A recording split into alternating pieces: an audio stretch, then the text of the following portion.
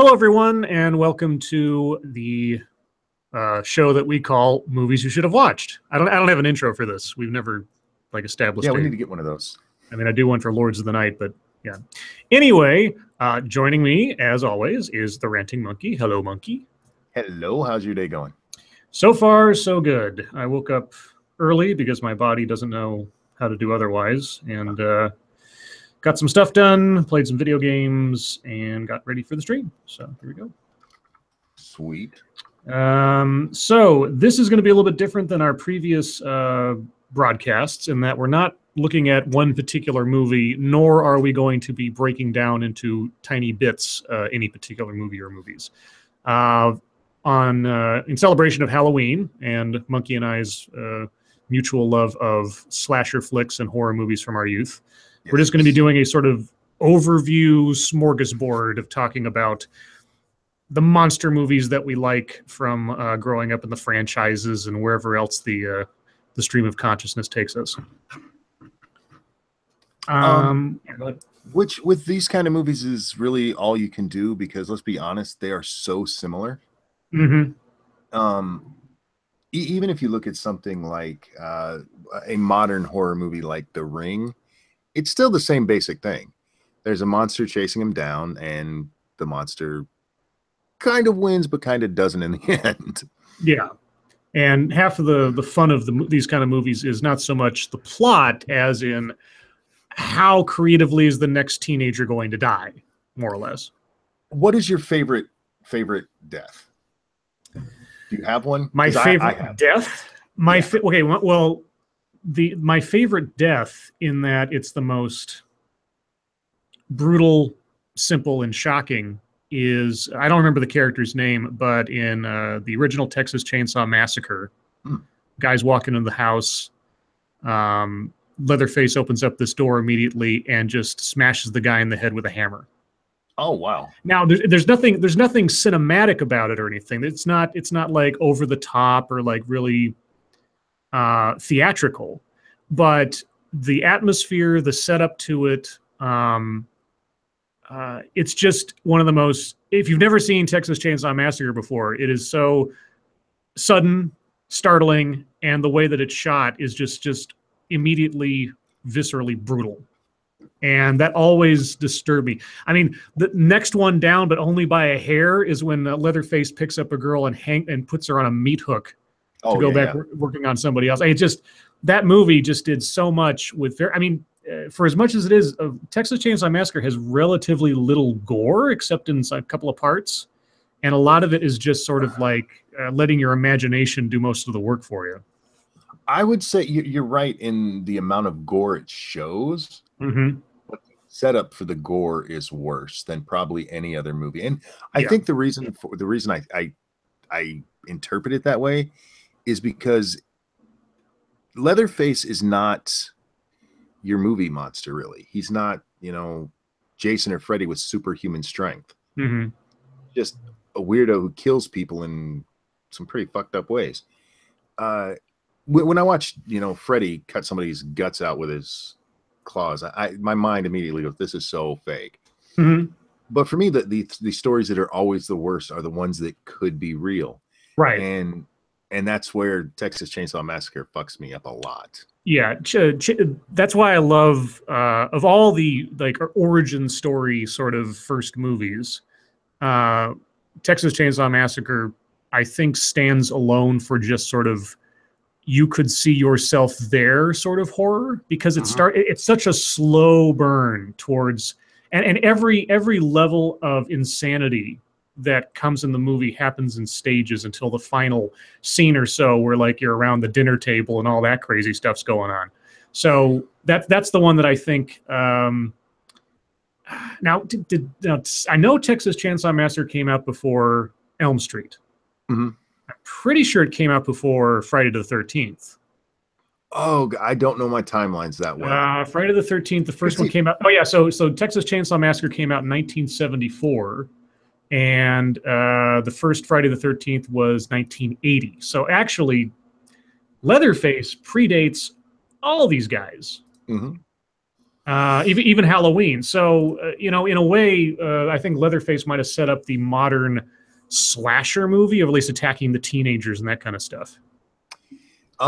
Before we get too far away from this, I want to say my favorite death in any of these movies Yes.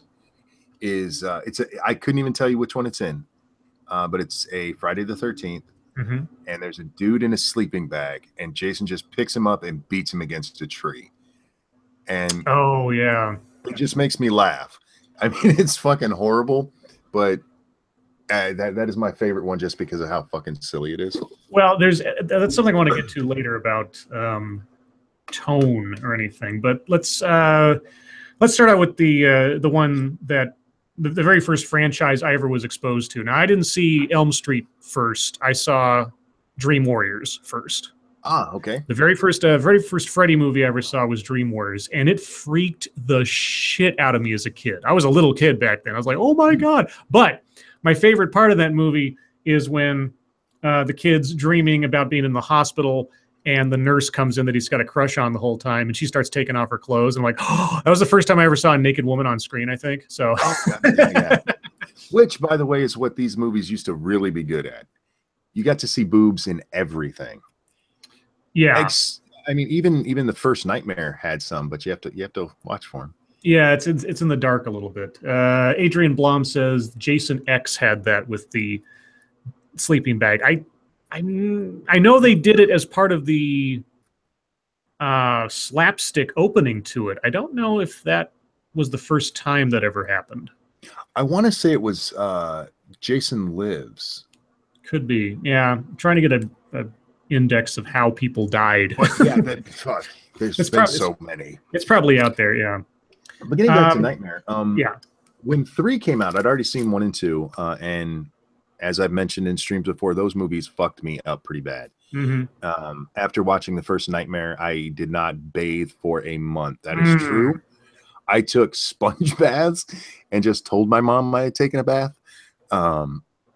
But yeah, when 3 came out, by then I was a little bit older, and I was actually into the horror genre and enjoyed it a lot more. And we were actually going to go see it at the theater, but I was not old enough to get in, and it was the only time we've ever actually been stopped going to a fucking movie. Yeah. We had seen all kinds of horrible shit at that theater, but yeah, for some reason, Dream Warriors, I had to wait for video. But I do love it. And you mentioned Leatherface is probably the genesis of this genre as it is now.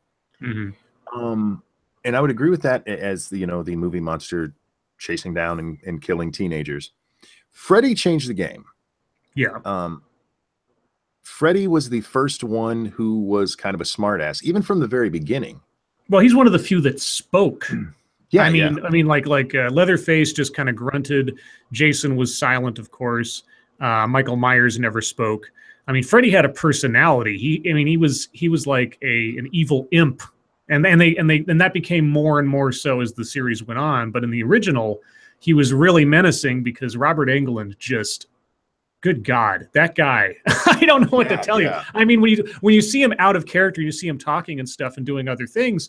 But man, when he puts that makeup on and he puts that voice in, it's just, oh shit. I mean, even now, even though he's become somewhat of a caricature of himself and almost slapstick in a lot of ways, if you go back to that original, even with all the knowledge that I have of what he became later on and kind of how he evolved, still creepy as fuck.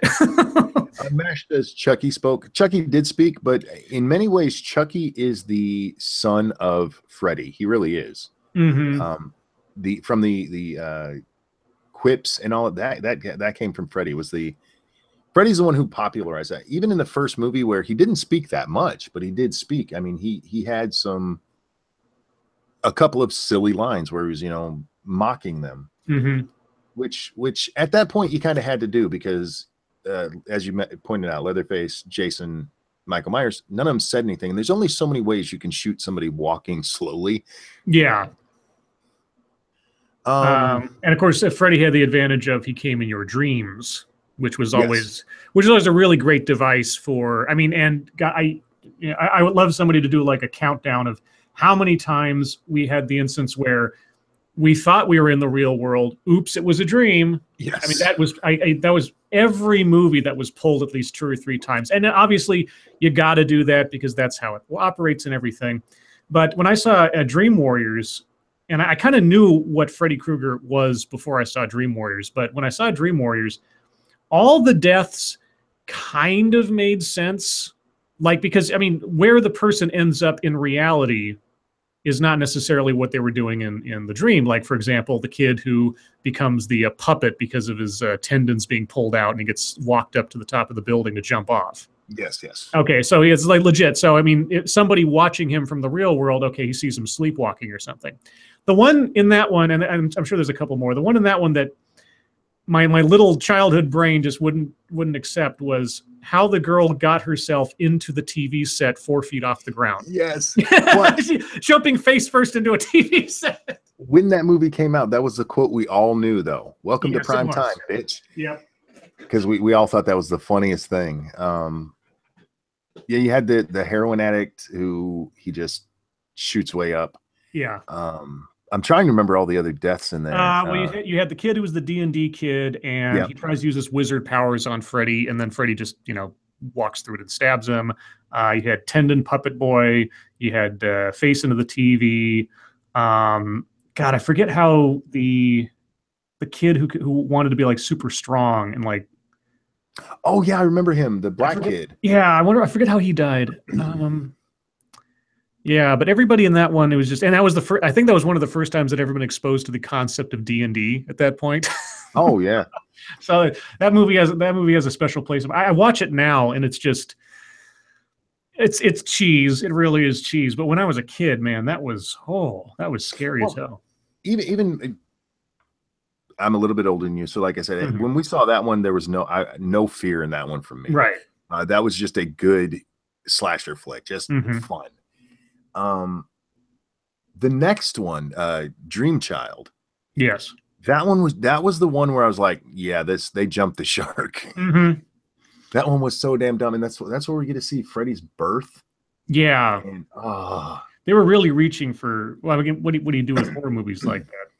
And this is the thing with those kind of movies, and this is where they lose me, is stick with what works. You don't have to dress it up flashier every fucking time. Just have Freddy start killing people. That's what he's good at.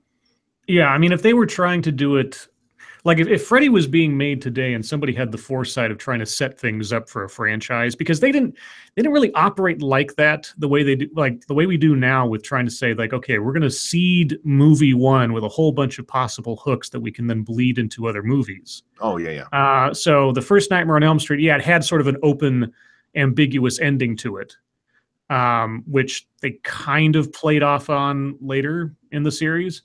But there was no, except for, I guess Friday the 13th kind of did, because, the killer wasn't Jason. Friday the 13th is a weird franchise because the monster wasn't a monster really in the first one. He became a monster in the other sequels and stuff.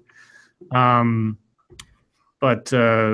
yeah, I think Freddy is probably my favorite just because he had so much of a personality and the character was having fun doing what he was doing, and the audience kind of went along because you were rooting for the bad guy at that point. You wanted to see what was Freddy going to do next, what was he going to say next, how was he going to torment these kids in one way, shape, or form, which is really kind of the reversal from what you would expect from a monster movie. I'm not sure that I'm wondering if Freddy wasn't one of the first Hollywood horror figures that became effectively the protagonist. Yeah. Because Jason, sorry, go ahead. With like Jason, as you bring him up, he was almost a prop in the movies. Going into it, he's going to die at the end. There's a good chance there's going to be a sequel where he's going to come back, but none of them really set up the sequels. You don't see that until the next movie starts, where Nightmare on Elm Street, they kept him alive pretty much. You knew he was coming back. Well, the thing about Freddy was he was effectively a ghost.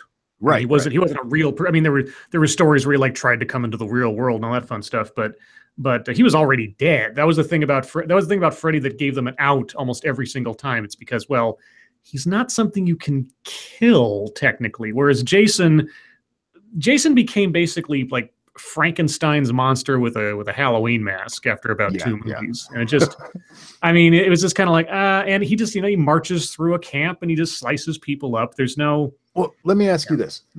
Which do you think is scarier? Him with the hockey mask, Jason, or him in 2 where he just has on the bag over his head? Because for me, that bag over his head is always worse. The hockey mask doesn't really scare me. That bag is just creepy as fuck. Yeah, there was a movie that told the story about a real killer. It was called the Phantom Killer or something, like the Texas Phantom Killer, whatever. It was called the house. Oh, it's not the house. The town that dreaded sundown or something like that. Yes. And that movie fucked me up too. Yeah, the character in that movie, or the bad guy in that movie, wore a bag over his head, which is supposedly historically accurate in some fashion. Yeah, I think the bag probably creepier, just because of it could. That's something you could see someone doing. Like wearing a hockey mask isn't really, but at the same time, the hockey mask is the character now. It is.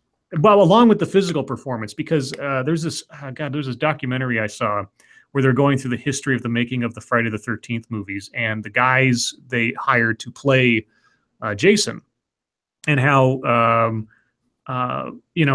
even though he never talks and you never really see his face for like expressions or anything, they really got into there was a particular way he moved, and how Kane Hodder, the guy who played him, I think more often than not, had a personality to his movements and his pauses and how he used his hands. I mean, it's like when you're not allowed to talk, you got to find a way to express the character through everything else. And same thing with Michael Myers, is that there was a guy who played him in more than one movie, and it's just such an odd thing. I don't. It's hard for me to say whether or not I like a monster that has a personality or just the force of nature that so many of them do. Yeah. I'll address that in a second. Adrian's asking me what I think of Candyman. I saw Candyman once when it came out.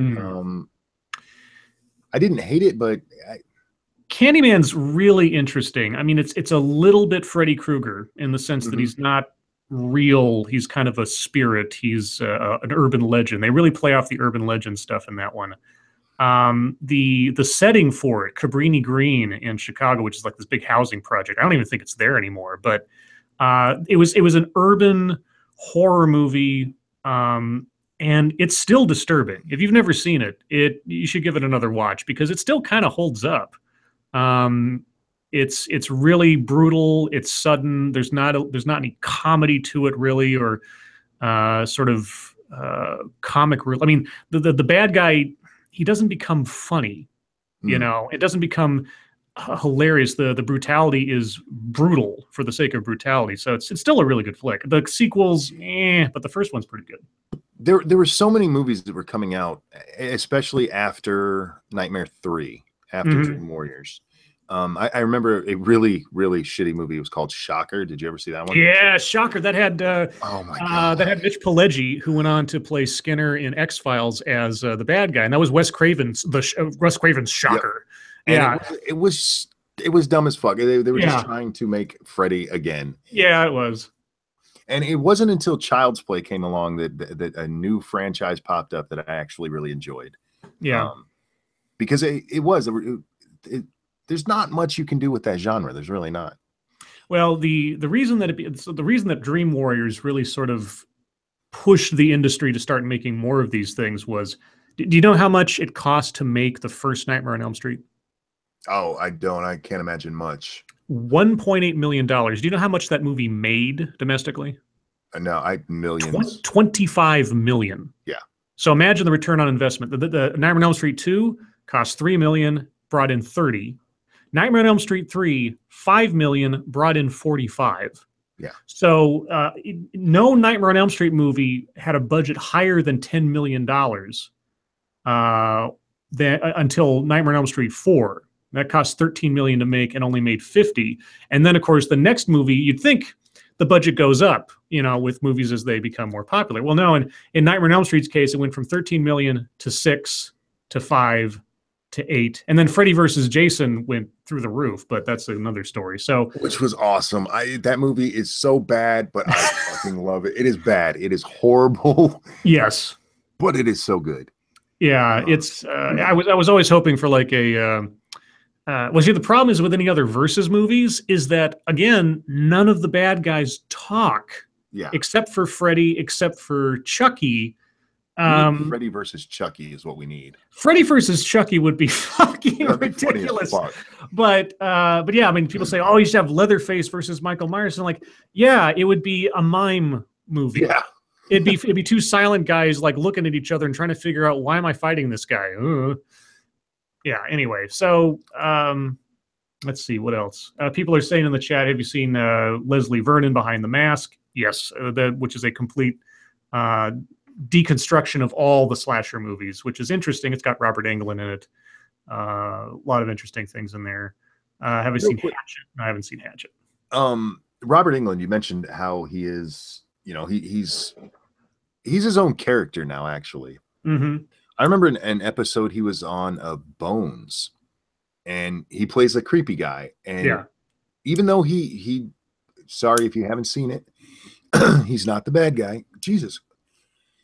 Excuse me. I have some cold going on. I apologize for that. But you just know he's got to be the bad guy because who he is and how creepy that man is. Yeah. I really wonder sometimes, and I'm sure it's addressed somewhere else, and this is a little bit off topic, but I wonder if he feels bad about being typecast. He seems to enjoy it.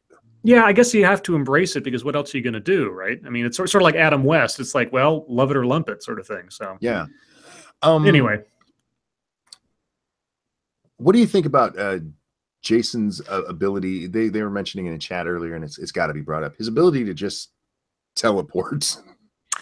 Yeah, well, I mean, they turned that into an actual game mechanic in the Friday the 13th video game that just came out, where it's like basically, yes, he can teleport.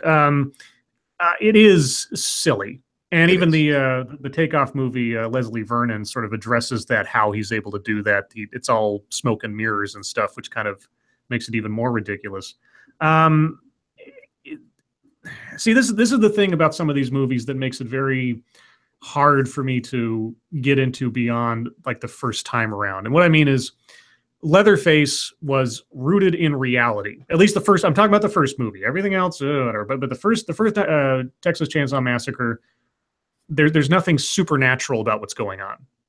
You know, there's nothing that occurs in the movie that you could say is like beyond the scope of human possibility, let's say. Nightmare on Elm Street is obviously supernatural because, well, Freddy's dead and he's a ghost. Mm-hmm. Friday the 13th's weird because there was nothing supernatural about the first one. There's technically nothing supernatural about the second one, except for the fact that somehow Jason didn't drown and grew up off in the woods somewhere or whatever. And I'm never quite sure how they explain that one. Mm-hmm. But then it just becomes like, okay, so he's he's a zombie, or he's just some, you know, completely mentally insane hulking figure. It was always so ambiguous with Jason. And again, also, and Michael Myers, while he's a hulking figure, there was at least a logic to him, at least in the first and second one, sort of. Yeah. But there's a moment where it's like, okay, there's no way a human being can take that much damage and live. You're pushing beyond the limits of credulity, even for a horror movie, because you can't have it both ways. Either it's a horror movie rooted in reality, so to speak, or you're talking about basically a ghost story. Freddy gets away with it because he's a ghost. I guess Jason gets away with it now because he's a zombie, and they try to work that into the plot. But there was not a whole lot of forward thinking on these guys. Like, how do we maintain this for movie after movie after movie? Go ahead. You mentioned before how back then they didn't set it up that way, and with Jason, it was almost like, all right, it's just time to make another sequel. Yeah, bring him out. We'll have some kids go camping and call it good. Yeah, I mean, for the sake of entertainment. And again, I'm overanalyzing, obviously, but you know, for the sake of entertainment, just popcorn thing. Like, oh, it's a new year. Let's have a new horror movie. I mean, it wasn't like the creators of these movies weren't thinking about it, because there was that one Nightmare on Elm Street. No, it's not Nightmare on Elm Street. I mean, Friday the 13th, where the little kid becomes sort of a mini Jason. Oh, right, Right. yeah. And then there was Halloween 4, where the little girl apparently like becomes possessed by Michael Myers and becomes the new Michael Myers, except they didn't pick that up for the next movie, which was, I thought, was a real big mistake, because having a female take up the mantle of that monster would have been amazing. It's just like, and especially if it was in continuity with the movie, it would be so cool. But they didn't do it. Was so weird because they literally just dropped it. There's a documentary that covers those, and apparently the guys who wrote 4 decided that they'd set everything up right and they didn't need to do much else, so they went on to other projects. And they look back on it now and be like, no, we really should have stayed on, because they totally fucked it. Yeah. Case of Michael, he was so filled with rage, it basically was his driving force. Yeah, but as Scribe said, there becomes a point in these movies where you're either supernatural or you should be dead. Right. And I kind of like the movies. Like I said, I'm a huge fan of Scream, the first one, and partially the second one. The third one got a little dumb for me, but I love that movie because it's all possible. That's what scares me. Freddy doesn't scare me anymore because he's a ghost. None of the movie monsters scare me because they're all supernatural now. Yeah. Well, here's the other aspect to it that I think has had the biggest effect on me.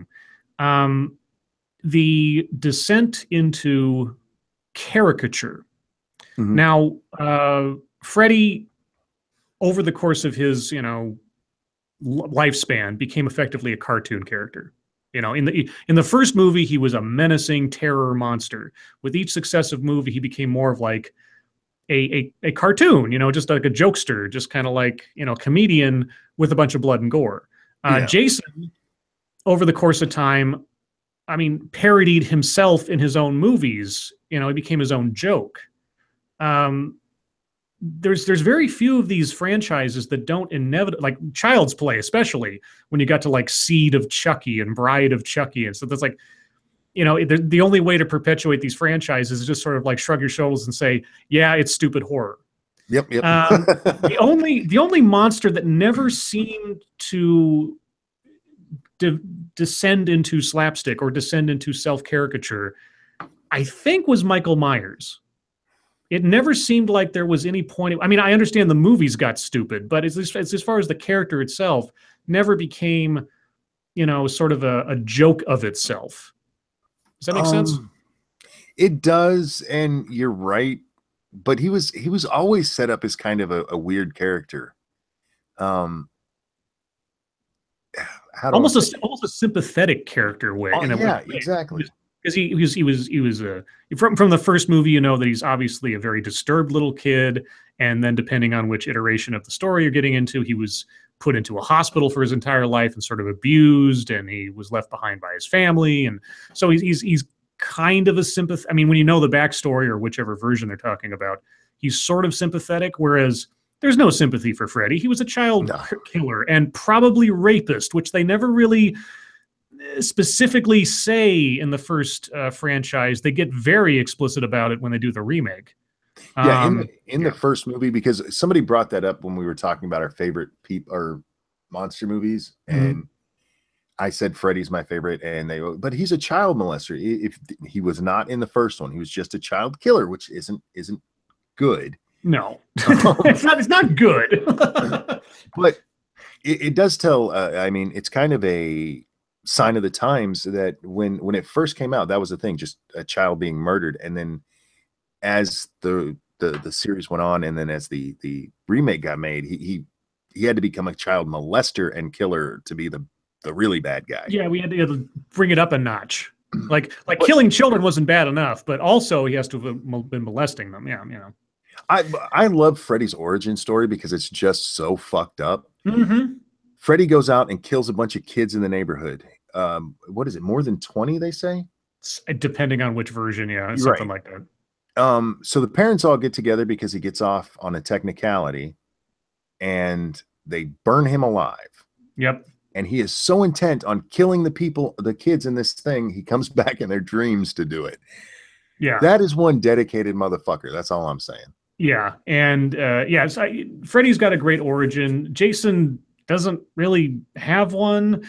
Michael's origin is really good because it's real. Again, if you ignore all the other sequels and just look at like the first movie or so, you know, disturbed Well, like little you kid.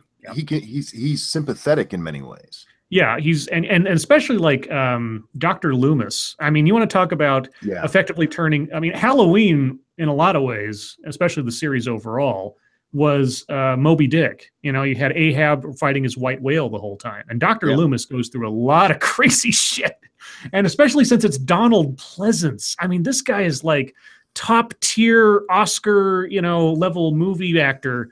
And he does all of these Halloween movies over decades. He's just totally committed to it. It's amazing. Up until like his last movie before he died was like Halloween 5 or something. It's just like Jesus. Which do you prefer? Like the older, because there's a definite shift that comes in the genre with Dream Warriors. Before that, it was campy. Yeah. And then after that, they tried for more realism in a lot of them. And I got to say, I don't think it worked in most of them. I think where they tried to return back to center was when they remade Texas Chainsaw Massacre. They rebooted it. You know, they tried to Nolanize it. They made it very gray and gritty and tried to go back to basics and try to make it like an actual horror movie again. And then you get like this run of remakes between the reboot of Friday the 13th, the reboot of Nightmare on Elm Street. They haven't rebooted Chucky. No, Child's Play has just continued on. And amazingly, if you look at the casting of those movies, they've retained the same cast over and over again throughout the decades. Like Brad Dourif is the only voice of Chucky.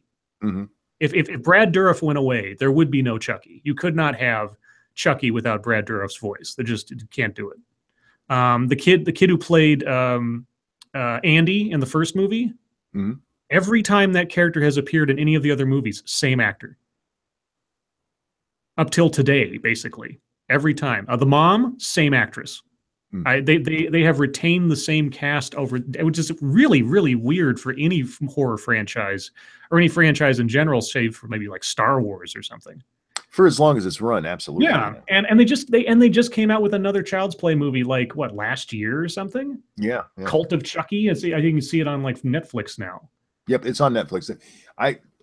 For the record, I did not get to watch all of my movies I bought. I will because one, I fucking love these franchises. They are so, even once they get cheese, I still love them. I really liked Child's Play when I was growing up.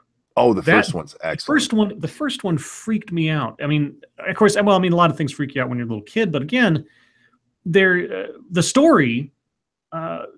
So the elements of a really good story, especially if you're going to have something that's outside the norm of reality, you have one fantastic element, and that's where it stops. And if you can achieve that, and everything else around that otherwise exists in the real world, you've really got something.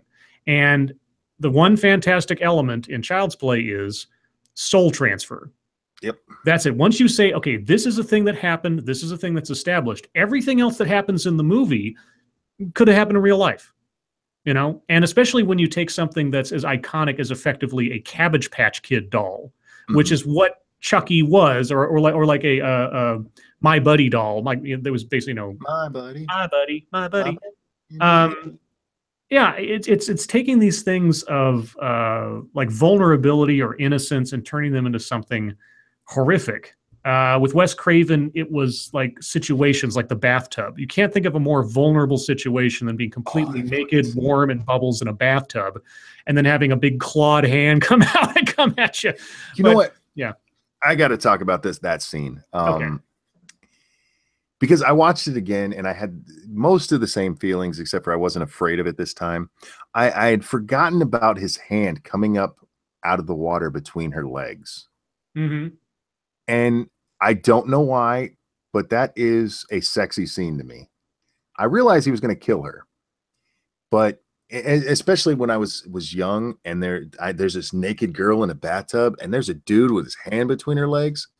I was like, damn. And then they had to fuck it all up by sucking her through the bottom. Yeah. But that scene, more than any scene I've seen in any other movie, has just fucked my mind all up. With Child's Play, I don't like dolls anyway because I find them creepy. So that one, touched on that emotion. But I'd never put it together what you just said, the vulnerability of being in the tub. Mm-hmm. And there being no way out. I don't like movies. I'm getting a little off topic here. Anytime somebody like falls through the ice, Mm-hmm.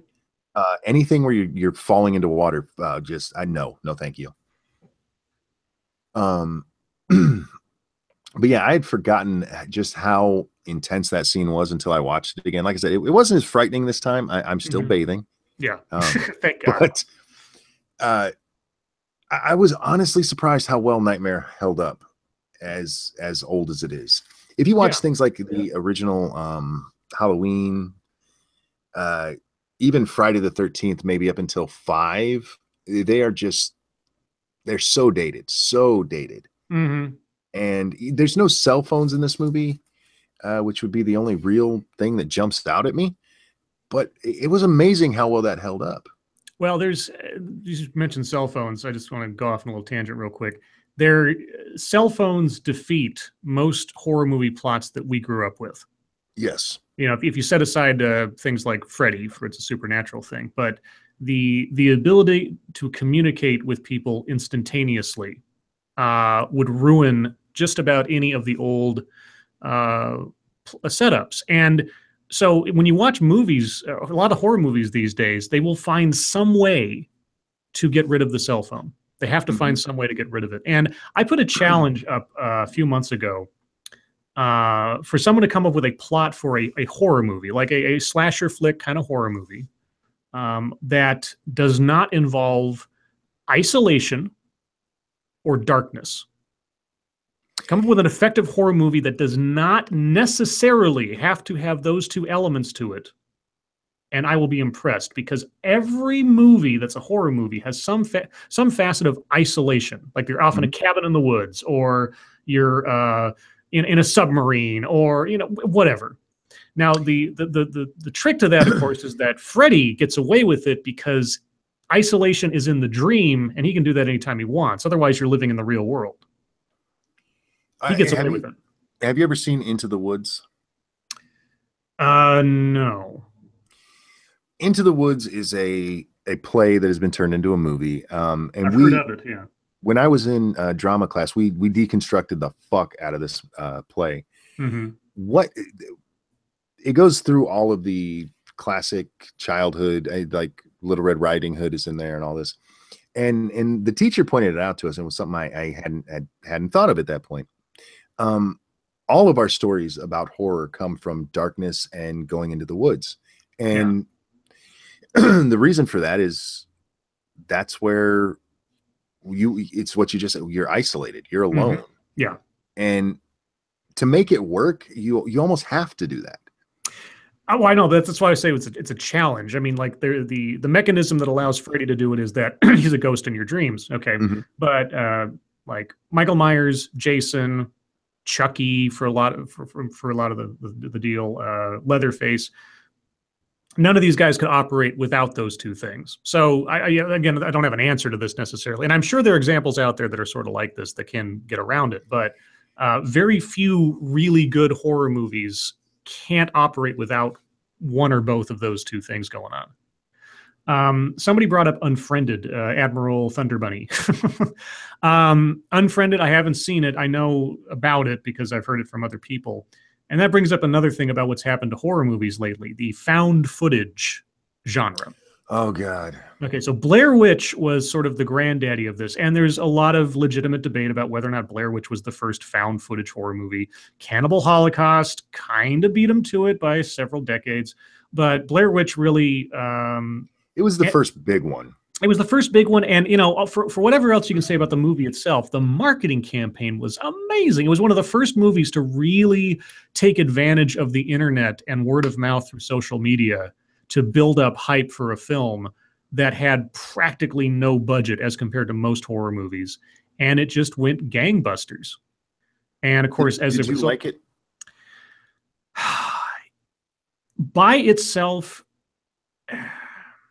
I don't think it would have been as entertaining if it didn't have the lore built up around it before I saw it.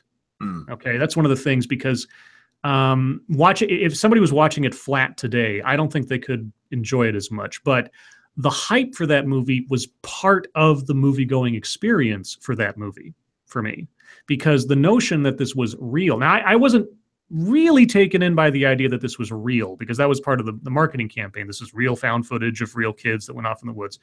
But at the time, I wasn't really on the internet and everything, so there was that shadow of doubt as to what was going on. And so I went into the movie with that sort of hesitation already in mind. And so as I was watching it, I was waiting and looking in the background and seeing, okay, is this produced? Am I supposed to be looking for something? There was a participatory aspect to seeing it that first time back when the hype was part of it. Now by itself, it's the only really good part is going to be the last 10 minutes. You know, there's a little bit of buildup. There's a little bit of slow burn if you take it that way, and can tolerate a really slow burn. But it is a really slow burn. Yeah. That movie made me realize how dumb some of my friends were. Because everybody I saw who watched this movie, or that I knew who watched this movie, told me, make sure you pay attention. You're not going to know what happened at the end if you don't pay attention. Oh, yeah. And I watched this movie and I was like, that tricked you, really? That made you not understand what was it? I don't want to ruin it for people who haven't seen it, because it's the only really good thing about the movie. Yeah. It is a very slow burn. The end has a decent twist. It was a good way to go with it. But there was nothing surprising about it to me. I'm like, oh my God, my friends are all dumb. The one thing else I did appreciate about it was that it didn't explain itself. Right. I mean, there was all this. I mean, the whole thing is based around legend and lore and myth and everything, and they mix up like real historical happenings versus something that was a sort of part of a local legend. And then the ending, depending on if you did pay attention to all the little bits and pieces they were talking about, yeah, there are things that come together at the very end, but they don't tell you what's going on. They don't show you the monster. They don't do any of that stuff. It's that part I appreciated, that they didn't lead the audience around by the nose for everything. Yeah, as I said, the only reason to watch it, you should watch the whole thing so you get what the end is about, but that was the only really good part of that movie, in my opinion. And you're right, part of it is that they didn't go, oh, this is what happened. It just happens, and it's excellent the way they did that part. The rest of it, that movie is about an hour and a half too long. Yeah. And the other thing too, that the biggest problem I have with found footage movies, like Blair Witch was for me at the time a new experience, so there was a lot of forgiveness I could give because I didn't know any better. Right. The mechanism of why are you filming everything and how is everything so perfectly framed? Yeah. Never ever ceases to annoy the shit out of me. Paranormal Activity got away with it because they had stationary. It was all like security cameras. Like, okay, or you get away with that once, and then every other movie afterwards is so stupid and everything. But yeah, found footage has ruined horror movies, and at least in that genre for the most part. Saw is the only sort of modern franchise that tries to do something different and has kind of tried to go back to basics and creating sort of a mythos and a bad guy. And I appreciate a lot of things about the writing and the construction of the sequels of Saw, even though the quality varies wildly between them. My problem with Saw is after the first one, and there's parts of it in the first one too, is it's just gore. And it's not like we were talking about with Leatherface, where it's you see it happen, but you don't see all the blood and everything. Yeah, they got a little too gory for me. Well, I think the thing that Saw does is what we're talking about earlier in the show, is that, you know, what do people remember the most about the bad guys aside from Freddy? How did people die? And so how someone dies is the hallmark and the centerpiece of every one of those movies. And that's the focus for the most part. Like, what's the most creative way we can kill somebody and turn it into something that's also part of the plot? Now, when those guys made that movie, they were like, okay, we have enough money to make a movie. And this is from a documentary, so I'm kind of paraphrasing. They're like, okay, how can we make a whole movie with just two guys in a room? And they just sat down and hashed it out. It might have turned into a comedy if they thought of a different thing, but they eventually settled on a horror movie and how do we make that work? And that's how you get the first Saw movie. Now, it's ridiculous. It's convoluted. It makes no sense. In the world of the films, like I say, the second movie, as how it associates with the first movie, I was impressed by the writing. I was impressed by how they used the negative space of the first movie to make the second movie fit. That part impressed me, I will say. And I will give you that. That was awesome. If you didn't know better, you'd think, yeah, they had this plan the whole time. Right. Which with a movie like that, though, because it was so simplistic, they can do that. Yes. Yeah. I do want to touch on a movie they've talked about in chat here. One second. Sure. Jaws. Oh. I saw Jaws for the first time, and this is absolutely true. The night before we went to the Atlantic Ocean for the first time. Perfect. I refused to get into the water for about 3 hours. Yeah. Everybody was else out there playing. I'm like, fuck that. No. Yeah. I don't view Jaws as a horror movie. I really don't. No, it does have a lot in common with them. The shark actually gets a personality and starts chasing down specific people, follows them all the way to warm water. Yeah. Well, if Jaws is a horror movie, then Ghost in the Darkness is a horror movie, because you're talking about man versus nature, and you're just sort of hyping up a particular animal into becoming the villain, and the guys have to hunt him down. Yeah, man. It was a great movie. Yeah, no, it was great. Yeah, but I don't see it as horror, especially not in the genres we're talking about today. Yeah. But yeah, damn good movie, and don't watch it if you've never been to the ocean and you're going the next day. A lot of people, or maybe not a lot of people, but maybe the same person several times, has brought up Hellraiser. Have you seen Hellraiser? I have, and Hellraiser's another one of those movies. I don't like gore.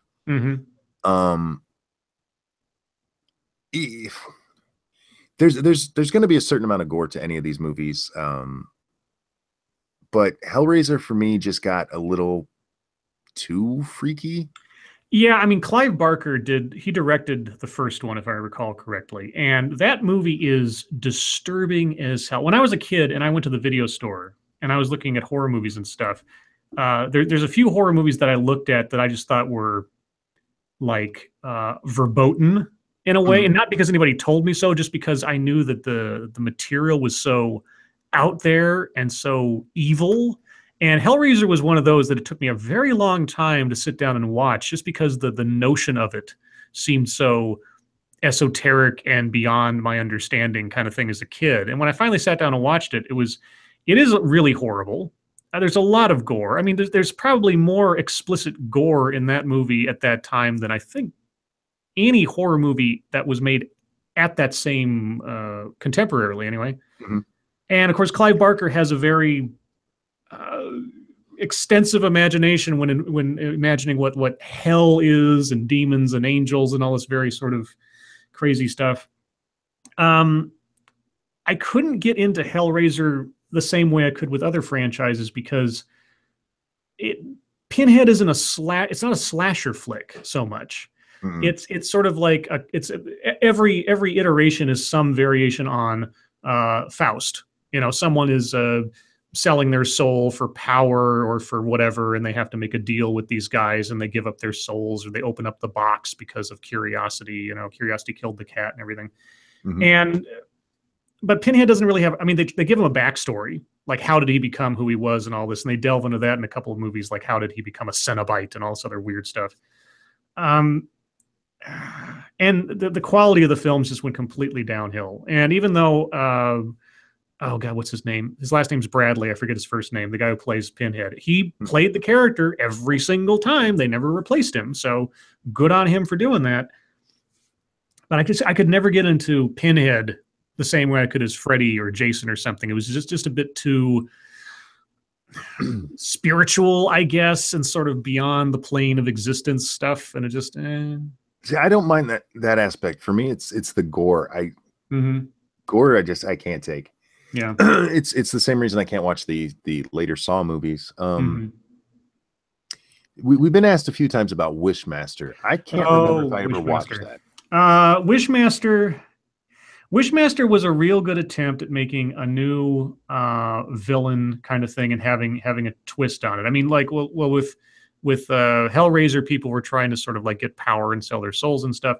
That's effectively what Wishmaster is. You get the supernatural of, effectively, he's a jinn, he's a genie, and it's more like the monkey's paw than it is about telling wishes. And if you know the story of the monkey's paw, somebody wishes for something, they get it in a literal sense, but there is a cost. Like how you get to that thing. It's like, I want to be a millionaire.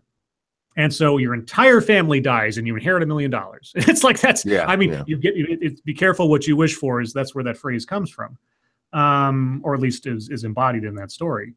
Wishmaster, the first one was okay, but it really became slapstick real quick because, again, you have to explain, like, okay, how did the genie come back this time? And it's sort of like Saw in that, what's the next crazy way someone's going to die on the basis of their wish? If it was a movie that had more to do with people suffering the consequences of what they wanted rather than like, how are they going to die, which is what it turned into. If the Wishmaster character was more ambiguous, if he wasn't a villain so much, it's just sort of like, I'm the proprietor of fate, that kind of thing. I'd love to see a villain that isn't a villain, but simply like, you got what you wished for, kind of thing. And that's what they kind of do in the first one, but then it just goes completely off the rails by the second and third and fourth, or however many they did after that. Yeah, I can't remember if I ever watched the first one. I know I haven't watched any after that. Yeah. Have you seen Basket Case or Feast trilogy? I've seen Basket Case. I've seen Basket Case, the first one. I've seen the first Feast. Yeah. Feast was, if I remember correctly, let me double check, make sure I'm not completely, because some of these movie titles, it's hard to tell whether or not it's something I've seen or and also what era they came from, because you also have a question here. Admiral Thunder Bunny wants to know, well, his daughter, sorry, I'm going with Thunder Bunny saying a chick. If not, I apologize. Her daughter wants to know what you think about the Puppet Master series. Oh, Puppet Master. I love Puppet Master series. So for those of you that don't know anything about Full Moon Entertainment, back in the 90s, Full Moon Entertainment was a studio that produced really low budget sci-fi and horror movies. And some of these series, at the time when I was growing up, I saw them as cinematic comic books, because really they were done cheap. They had really memorable characters, and each new issue was a new movie, and they were fun. I mean, they had horror in them, but they were done with tongue in cheek the whole time. And Puppet Master was probably the one I liked the most. There was other ones like Bloodstone and what was the other one? The Unnameable or something. But anyway, so Puppet Master, the idea is that there was a guy who was a puppet master back in the World War II, and I think if I remember the lore correctly, he helped save his friends from being killed by the Nazis by putting their souls into these puppets. That's how he saved them. And then these puppets go on to become decrepit or evil or something, and get corrupted or convinced to do otherwise. And each puppet had its own personality, its own look, its own weapon. It was sort of like Child's Play, except they didn't talk. And then they just run around and cause havoc. And they each had their own gimmick, and it was fun. It was fun horror. And of course, Puppet Master 2 had the best, at the time, at least when I was a kid, the best showing of breasts that I'd ever seen in a movie at that point. So I was nice. Well, man, her name was Charlie something. I forget. Oh, she's so pretty.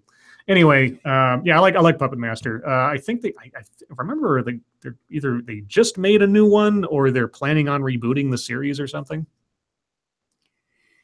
I want to see a horror movie that starts out just framed on titties. Just get it out of the way at the beginning, because all of the best ones show boobs. It's just how it is. So It's actually one of the things that I hate about the way the genre's changed, because they've cleaned up their act a little bit, and horror movies shouldn't be clean. as much as I like, so for all the horror movies, the ones that really work for me, almost bar none, are the first ones. They're the very first one when you get a really successful one, and maybe it's only because they eventually became a franchise. The first one stands out so well, like the first Halloween, the first Chainsaw, the first Elm Street. Everything else turns into a mock. I mean, unless they plan it out or something, it turns into a mockery of itself pretty soon or later. Because you really can't go. I mean, what do you do with it? How often can you make this one, running gag keep running? Well, see, I have a very different take on that. I think you can keep doing it forever as long as you stay true to it, and that's where they fuck up. Mm-hmm. Freddy from the very beginning was a smartass. There's the one scene where Nancy's phone rings and she answers it, and he goes, "I'm your boyfriend now." He's taunting her, Yeah. So there was that aspect of his character, but they take that, and in Dream Warrior was probably the very best of the franchise, because they got the best of his personality without the plot being completely just. I know we're talking about a horror movie here, but without the plot being just completely ridiculous. But then they take that and then they move into Dream Child, which was just fucking silly. What you need to do is have Freddy haunt the dreams of the kids who live on Elm Street. That's all you have to do, and people will show up and watch it.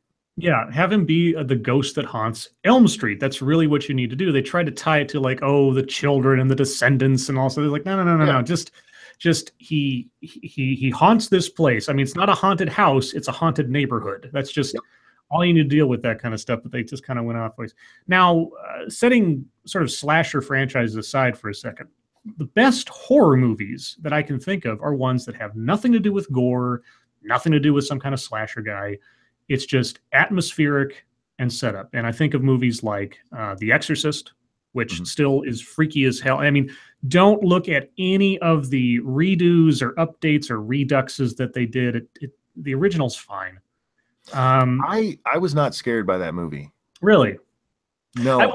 Maybe not fear so much as disturbing as hell. There's a lot of disturbing stuff in that movie. That's I know a lot of people who see that as the ultimate horror thriller, whatever you want to call it. And for me, it just doesn't work, because your only bad guy there is the devil, the possession, the demon, and that just doesn't scare me. And it was a good performance. Don't get me wrong; it's a good movie, but I've never thought that way. Like I said, for me, it's got to be something that I can think is real, and not being born or brought up Catholic or anything, that automatically doesn't work for me. Well, I think so. Exorcist kind of, and not completely, but kind of, at least in the buildup, meets the criteria that I look for when a horror movie that doesn't require isolation or darkness, because there's a lot going on psychologically in that movie that's just wide out in the open. It's personal. It's a very personal sort of horror, a very personal sort of apocalypse, where this woman is breaking down because something's wrong with her daughter and she can't do anything about it. Where the priest has to go through, all this crazy stuff out in the world before it finally all culminates in the last, half hour or so. Maybe Exorcist isn't so much a horror movie as it is like a disturbing movie. I mean, where's the line between being ridiculously uncomfortable and a horror movie when you're sitting there watching it, I guess? Yeah, like I can see all of the great aspects for it. To me, it was like, I guess it didn't do anything for me. Is the best way to put it. There's another movie that never gets mentioned that, again, relies heavily on the horror of the imagination and not what you see on screen. And that is one called Children of the Damned. Sorry, Village of the Damned. Village of the Damned. And I'm not talking about the first one. I'm talking actually about the remake that John Carpenter did many years later with Christopher Reeve. Nobody ever talks about this one. But Village of the Damned, the remake, is really good because they don't show it. like the kids, they have the little black fingernails and stuff, and they have the little mind. Or then that the black fingernails was a different movie. That was just the children. My bad. But anyway, they have these all these everybody in this town collapses one day unconscious for some reason. As soon as you cross this line into this town territory, you just fall unconscious. And then after like I think 24 hours or 72 hours or something, everybody wakes up. Nothing seems to be wrong with them except that all the women in the town are now pregnant. And then 9 months later, and 10 years later, all these kids are born and they all have white hair. They're all super intelligent. They're all very odd. They all seem to be part of a hive mind kind of thing. It's a very weird setup. Very cool. And then when they finally decide to let loose with whatever they're doing, there's not a lot of gore. There's not a lot of violence. It's all off screen. It's sounds. It's stuff like that. And the climax is tragic in a way and really good. And again, you can have horror movies that don't need gore. Mm-hmm. It's unfortunate. And I think, did you ever see Cabin in the Woods? Oh God, I think so. Mm-hmm. See, Cabin in the Woods. The problem, real quick, the problem with a lot of these titles is there's so many that are alike. Yeah, like Cabin Fever. Yeah. Well, Cabin in the Woods specifically was built to. I think the intention was to say, do something new, guys, because Cabin in the Woods is just a satire of the horror genre and slasher flick as we've come to know it to this point. And they turn it into its own mythology. And it's a complete send up of franchise horror movies. It's a cartoon in a lot of ways, like a lot of things. But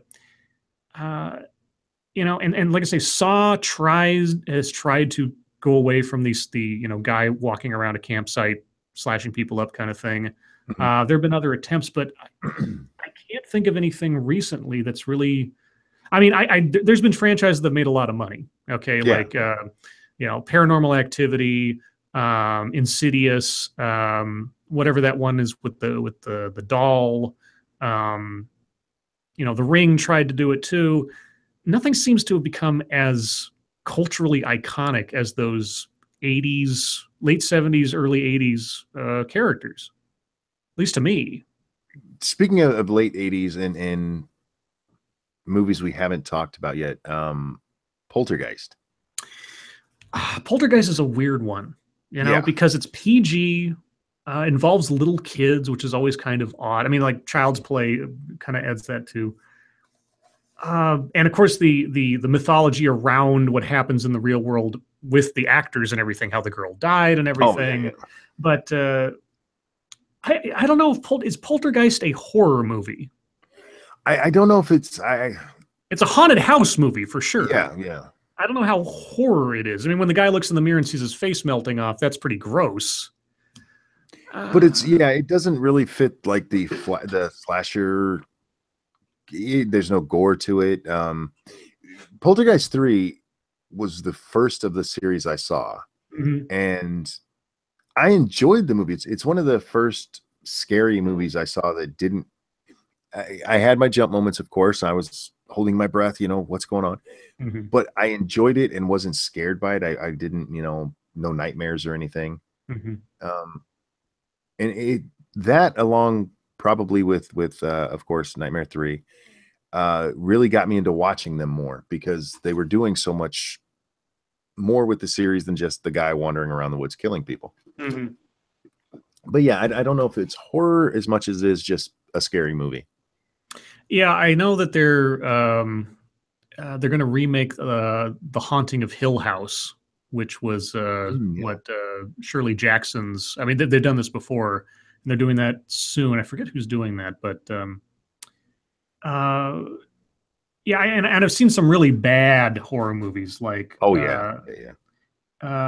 Let's see. I'm trying to think real quick. What's the worst movie I ever saw was a horror movie called Grandma's House. And it was so fucking bad. Oh man. We didn't even finish watching it. It was that goddamn bad. My wife hates horror movies. She had no problem watching that. Yeah. And I was just thinking about the Poltergeist thing. I mean, there's a line between a horror movie and a supernatural thriller. Mm-hmm. Because like Poltergeist has thrills. It's not really horror per se. Like, Well, yeah, go ahead. so thriller has come to mean something else these days. You have the psychological thrillers all the time. Where Political thrillers. we just don't get the good ghost thriller anymore. The phantasm, something that's supernatural, yes, but it's not. Well, I haven't seen. I will admit, I haven't seen The Conjuring. There's a lot of people that say Nope, The I haven't seen Conjuring that. is really good. I haven't seen it, so maybe because I mean, honestly, there is such a glut of things that are called horror movies that come out these days. I mean, you look at any sort of direct-to-video library, and there are just horror movies after horror movies after horror movies, and they just all run together. And so when something comes out, it's like, oh, it's the new horror spectacular. I kind of go like, I've seen the other horror spectaculars, and they end up going kind of after a while. So maybe I'm just inured to it now. Maybe I'm just too jaded to really be taken in like I was when a kid. And we've talked about this before. Like when you see something as a kid, there's something about it being sort of ingrained on your mind that if you saw it for the first time as an adult, it wouldn't have the same effect on you. There's a sentiment, sure. there's a sentimentality to Freddy and Jason and Leatherface. I imagine that if I had been 7 years old and one of the first horror movies I saw was Saw, the character of Saw and that whole setup might have a lot more meaning to me than if I see it when I'm like 27 or something. Yeah, I still feel like that there should be a decent horror movie out there. There is one I can recommend. There is one I can recommend that's relatively recent that I think people should see. I can't say much about it because it kind of gives it away. It's all about the setup. It's called Oculus, and it's about. I mean, the simple thing I can say, it's about a mirror. Okay. And not much more I can say about it because again, it's it's literally one of those things. If I try to explain it, I'm going to give away the movie. But as far as the acting, as far as the situation, as far as the mystery of it, and some ambiguity and sort of the tension and the atmosphere, it's not a slasher flick. It is a situational horror movie, and it's worth watching. It's really well done, and it's not a big. Not a big blockbuster kind of thing, but it's decent. You should see it. But I just miss my kids camping at a lake. Yeah, somebody's gonna fuck, and then a bunch of them are gonna die. It's a very simplistic formula. It really is, but I miss those kind of movies. I really do. Yeah, they don't. I mean, when they make them now, it's a remake of something that already existed. Yeah. Or it's just a variant on, Jason. Like you got let's see. Well, what was it? What Hatchet? People talking about Hatchet. Yeah. Hatchet is, hold on a second. Horror movie. I gotta. There's so many things that I've seen over the years. It's really hard to sort of. Yeah, so you've got like a guy out in the swamp. Instead of it being like the cabin in the woods kind of thing. It's a guy out in the swamp and he's got a hatchet. It's like, oh, okay. Can you revitalize the slasher flick at this point? I think you can, because there's a whole generation who haven't seen all of these movies the way that we did. Excuse me. What do you think of jump scares? I know a lot of people consider them lazy. What do you think? I like them. I'm not going to lie. I think they're fun.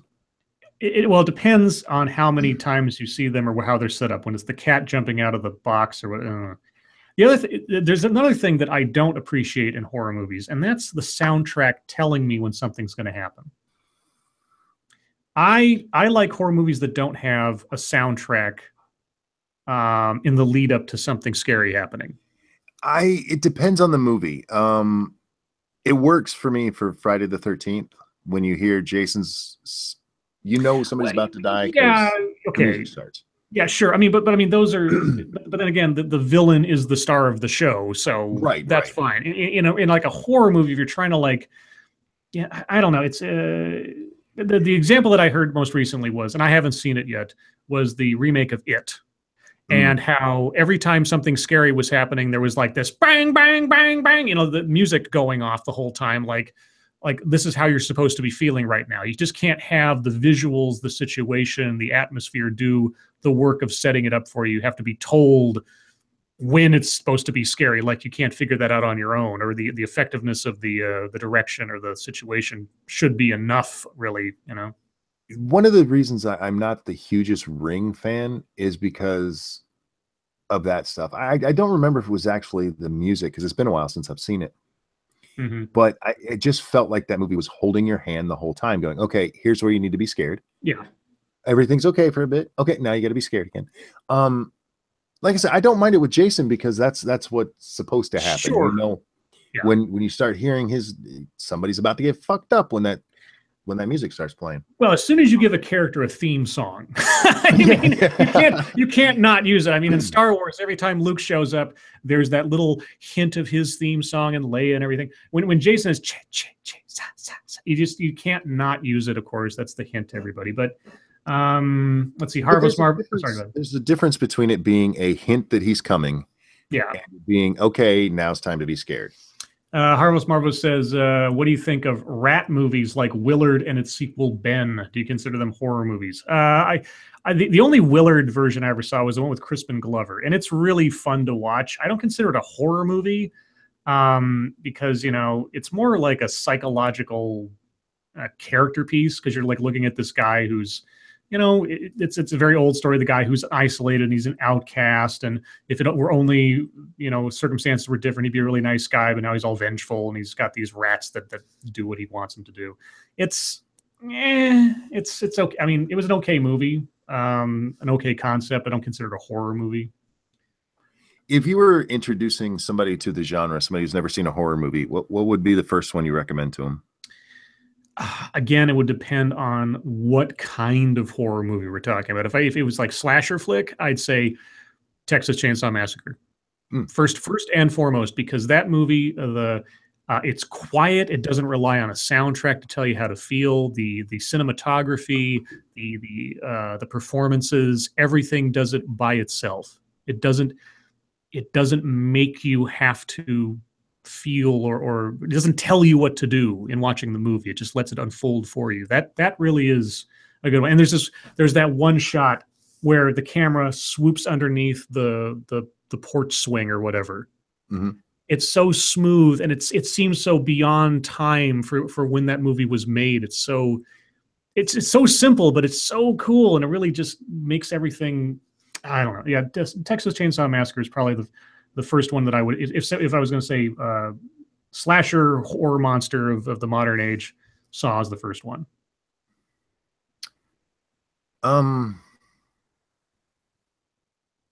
Yes, I still got to go with the original Nightmare, because I love that fucking movie. It's an extremely close second. It's just that they are kind of two different sorts of killers. Like Freddy is Absolutely. Freddy is so iconic and unique unto himself in that way that it's almost like its own little genre, the way it works. You have a sort of like a merry serial killer. It's kind of yeah. Well, again, in the first movie, he wasn't quite like that. He was still more menacing. Yeah, he was much more sinister. Yeah. And they didn't show him as much. He was always in shadow for the most part. Very, very scary sort of entity more than anything else. Let's tell you what. Let's open it up to chat. I think we've babbled on long enough. Let's take questions, because I mean, I know guys have been asking us on chat about different movies and asking us questions and things. Admiral Thunderbuddy mentions Event Horizon. I love Event Horizon. It's a standalone. There's no sequels to it. It's not a franchise. But the casting in that is A+. The atmosphere and everything is just creepy. It's a haunted spaceship movie with Sam Neill and Lawrence Fishburne, and there's just so much to love about that movie. I really like Event Horizon, and they leave things ambiguous for the most part, which I also love. Adrian Bloom says thrillers are better than horror movies, and I'm going to object to that, and I'm going to tell you why. I love thriller movies, I do, but once you watch them the first time, the thrill is gone for me, because you know everything that's going to happen. Where in a horror movie, that the same is true. The point of it isn't for the thrill in that sense. thrillers are all about suspense and holding you on the edge of your seat, where horror movies are more about the jump scare and more about the just somebody getting fucked up by a movie monster. Mhm. I can enjoy those a second or third time, where I have trouble enjoying a thriller more than once. The only exception, or kind of exception, the example I'll use, it's like a supernatural thriller, is a movie where the conclusion changes how you have to look at everything that came before it. And the one example that I'm thinking of is Sixth Sense. And I know there's pretty much two camps on Sixth Sense. Either you hate it or you love it. I liked it the first time around. I appreciated how it was constructed. If you have no idea what the twist is by the time you get to it, watching it a second time is actually more interesting than the first time through, because you're looking for things and stuff. So a movie a thriller that can make you want to watch it again to try to figure things out, that's a decent thriller. Yeah, I can give you that. But again, that's only two viewings. Sure. I mean, yeah. I mean, it's sort of like The Usual Suspects. Once you know the answer, there's no reason to watch the movie ever again. Right? Yeah, yeah. The first Friday the 13th movie I ever saw was 5, and I can watch that one over and over again, even though I know everything that's going to happen in it. Just because there's nothing suspenseful about it. It's kind of the purpose of it. It's just a good time, somebody killing a bunch of people. Sarah Perso says, what movie has a guy jumping in a pool full of brown liquid and drowns while trying to save a child? That's a bit too ambiguous. I can think of a couple of things. Like, I remember in Poltergeist where the kid's in the pool. Yeah. I can think of a scene. I think in there was a Nightmare on Elm Street movie where there's a pool full of dirty water or something. Not sure, Sarah. There's a lot of movies out there. Couldn't tell you. Sweeper Steven says, My Bloody Valentine. My Bloody Valentine's an interesting one because it was basically a one-off. I think there might have been a sequel to it. I know they did a remake not too long ago. It was another sort of scary guy stalks kids in a town kind of thing. It never really took off because there's just something about a guy in a mining hat that just kind of doesn't do much for me. I mean, it's sort of like, yeah. Let's see. We didn't touch on him. I Know What You Did Last Summer. Oh, Lord. That could have been such a good movie.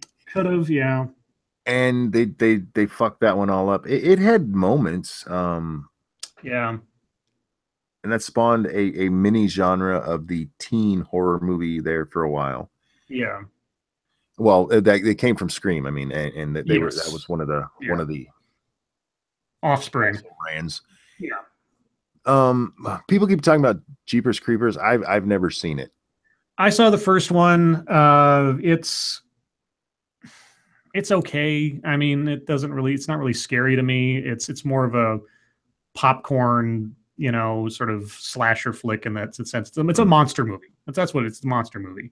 I know that there's a lot of controversy about the director and creator of that series, who I believe was a child molester. Oh, or nice. or accused thereof or something. So I've seen the first one. I think I saw the second one. I haven't paid attention to it since then. Let's see. People have asked about Phantasm. Phantasm's a weird one because it's got such a crazy, weird, convoluted mythos to it. And I could never get into Phantasm for some reason. I just never quite caught on with me. I appreciate it. I've seen it since then, and it's not bad in any way, and there's a lot of good things about it, but it just, I don't know, it just never caught me for some reason.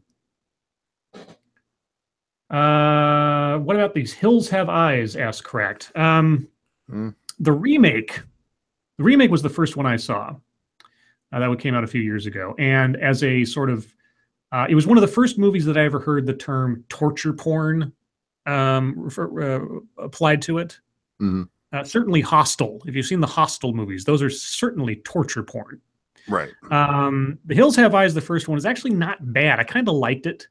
It kind of falls back on some old tropes there real quick. I haven't seen the old one, the original with Wes Craven, Wes Craven's Hills Have Eyes, but saw the first one. I own it. Saw the second one. It's awful. Stay away. Just if you're gonna watch, if you're gonna watch the Hills Have Eyes, watch the first one. It's fine. What about The Birds? That we've been asked about that one a few times. That's a weird one. That doesn't really hold up. No, it doesn't. Not I mean, my the effects kind of kill that. And if you tried to make that movie today, it'd be a big jerk a big joke. Sorry, because like movies like Birdemic have come out since then, and having a flock of birds become sinister is not only is it tough to film. Just ask Alfred Hitchcock about that, but I don't know. It's just hard to make that a looming threat. We've been asked about this one a couple of times. Pet Sematary. Like with most Stephen King movies, especially from that era, I'm not a big fan. I didn't hate the movie. The only thing that I really love about it is Herman Munster. Yeah, Fred Gwynne. Yeah. But otherwise, so many of his movies, Maximum Overdrive. Oh Lord. So, Pet Sematary, Christine, and Carrie are the three movies of Stephen King's stuff that come to mind. And I'm setting aside things like Shawshank Redemption and things that aren't obviously horror movies, but those are the three horror movies that come to mind as the best adaptations. Pet Sematary is I really like Pet Sematary, the book. I really like the movie. It's really disturbing and very. It's scary and sad at the same time, especially the end, especially like what the whole motivation of the main character is and doing what he's doing. I won't give it away for people who haven't seen it. I still like it because it doesn't rely on cliche. There's a lot about that movie that isn't your standard horror movie, and I like it. Like I said, I didn't hate it. It's just it was a Stephen King movie, so okay. People are asking about Cujo. I've never actually seen Cujo. I've never seen Cujo. Children of the Corn. What'd you think of that? The original is interesting. Every sequel is garbage. I've never seen a sequel to it. I've seen a couple of the sequels. Have you seen it? When was the last time you saw it? Do you know? Children of the Corn? Yeah. It's something like 10 years ago. Don't watch it again. It does not hold up very well. No, and that's one of the things about a lot of these movies is that at the time they were revolutionary and innovative in how they set things up, but something gets dated so quick. Yeah. You know, it's just there's very few horror movies that stand the test of time. I mean, Nightmare on Elm Street 1's one of the rare ones. John Carpenter's The Thing is another one that still is good today, except for the end with the stop motion. God, why? Why did you use stop motion, John Carpenter? Just use practical. If you just used practical effects in that entire last scene, it would have been perfect. But oh fuck. Tremors is another one that stands up so well, except for that one scene with the green screen stuff. But anyway, the problem with Children of the Corn is I remembered it as such a good movie, and I went back and watched it one time. I'm like, this is garbage. Yeah. I love the story. I love the idea. It's one of the few movies that I would say, yeah, do a remake on that. Yeah. I was about to say that's one of the things you could do, and you could get away with a remake of that one. I don't mind a movie being dated, you know, like we talked about, no cell phones, because one, that makes horror a lot easier to do. So I don't have a problem with it being dated in that manner. There's just something about that movie that it comes off like they're just learning how to make film. It's truly bad. There was a movie that came out several years ago called House of the Devil, and the guy who made it specifically set the movie in the mid 80s to get away from cell phones, because he knew his movie couldn't work if cell phones existed, because it's about a babysitter out at a remote house. Yeah. And if cell phones existed, then the whole thing falls apart. As a movie, House of the Devil's kind of quiet and slow. It really takes a long time to get there. You could cut out about half an hour of just slow burn. Interesting premise, interesting setup. But yeah, that's the other thing. Oh, and the remake of I Spit on Your Grave. This was the most blatant version of how do we get rid of the cell phone, because it's a girl who goes out in the woods to like spend some time writing alone and in the quiet. And early on in the movie, before anything really bad happens, she drops her cell phone in the toilet. Whoops. And I was like, oh, fuck me. Like, there's so many ways you can get rid of a cell phone. Drop it out of range. Because if you're going out in the woods, chances are you're going to be out of range unless you're... Yeah, this is why I want to. I challenge people to come up with a down to earth, as in not supernatural necessarily, horror movie that does not involve isolation. A horror movie that can exist in a world with cell phones and get away with it, not be set back in 1975 or something. But I don't necessarily have an answer to that. You know, if you don't have something supernatural. I don't know how you do it, but I'd love to see somebody try. Malachite asks, what do you guys think of classic haunted house films like The Haunting or The Innocents, or even the lesser ones like The Uninvited? It depends. I mean, because that is so, because those movies depend so mightily on atmosphere and acting. If the acting isn't good, if you haven't set up, if you overuse the soundtrack to tell you what's going on. Like The Uninvited or The Visitors, you know, but that's not really, I guess that's not really a haunted house movie, but what was the one with Tom Cruise's wife, that Nicole Kidman. What was that? Was that fuck, his newest wife? No, not her, Nicole Kidman. Nicole Kidman, it was the horror movie. What the hell? That cute brunette. What the fuck is her name? The Others, that's what it was. The Others. There's this movie with Nicole Kidman. It's a haunted house movie called The Others, and it's got a twist. I won't tell you what it is, obviously, but you know, like I say, haunted house movies, they're either good or they suck. There's really no in between to those kind of things. Yeah, I love haunted house movies if they do it right. Too many of them. You're absolutely right. They rely on the goddamn music. Hey, it's time to be scared. There's a ghost coming. The worst one was it had Liam Neeson and Lily, what's her name? Anyway, it was called The Haunting, and it's so overused CGI and just it was so overblown. It was awful. You know what movie scared me as a kid, and I still have trouble watching it, is the George C. Scott Christmas Carol. Okay. The ghosts in that movie, Jacob Marley, and then the Ghost of Christmas Future, freak me the fuck out, and they always have. I haven't. God, if I've seen that, it's been a long time. I don't know if I've seen that anytime. Oh, they did it. The ghosts were actually ghosts, and they were freaky. It wasn't the Ghost of Christmas Present, who was a fat jolly guy.